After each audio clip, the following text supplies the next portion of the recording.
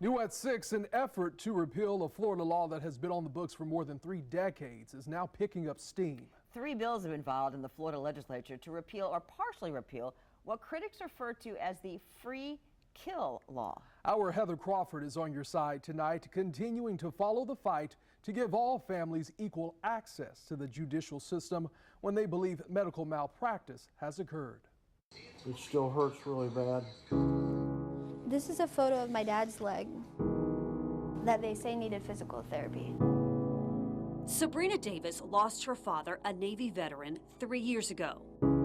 He didn't die due to his time in the service.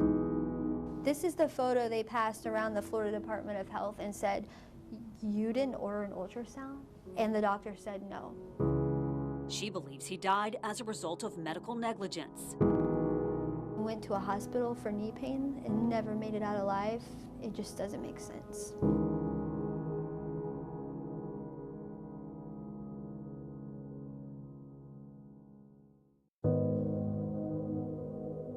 Keith Davis was 62 when he went to the hospital near Tampa in October 2020. Like I said, it won't point straight up. My dad sent me a video of his leg where he actually states he can't point his toes up. That's a classic indication for a blood clot. Despite his documented history of a blood clot years earlier, an ultrasound was never performed. 5 days after he was admitted to the hospital, he died. At that moment, I felt a piece of me just leave my body. Like, I felt like a part of me died too. An independent autopsy revealed what the doctor failed to detect caused her father's death. And they said, "Sabrina, your dad had a 9-inch long blood clot in his left leg. A piece broke off, went straight to his chest, and it killed him."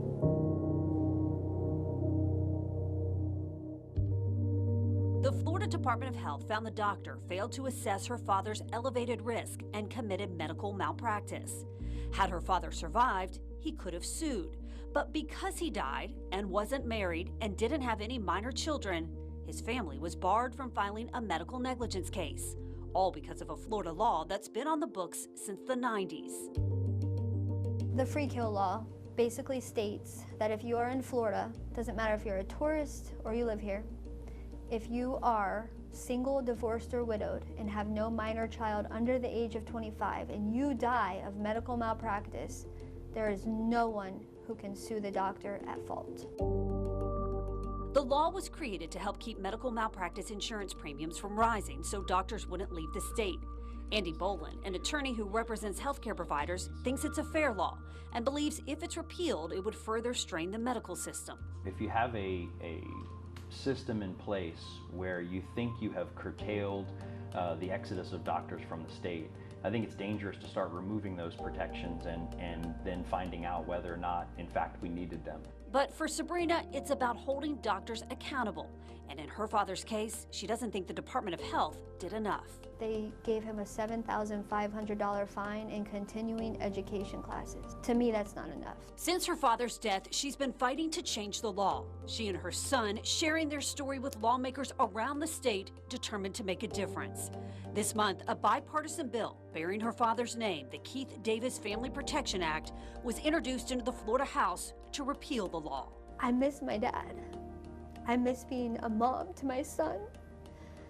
And fighting this has taken so much time away from my life. But I think my dad would be proud. And maybe it would complete the promise to the oath that he took, that he will give his life when it comes to life or death, if it means freedom for the people. And so this law applies to those who die of medical malpractice who are over the age of 25, not married, and have no children under 25. And if you want to voice your opinion on this law, today is the deadline to request to speak at the Duval County delegation meeting. It takes place this Thursday afternoon at Jacksonville City Hall. I'll have a link tonight posted in this story on our website. And join us tonight at 11. I sit down with State Senator Clay Yarborough to talk about his bill to change this law and the other bills right now before the legislature. Live in the studio, Heather Crawford, First Coast News, on your side.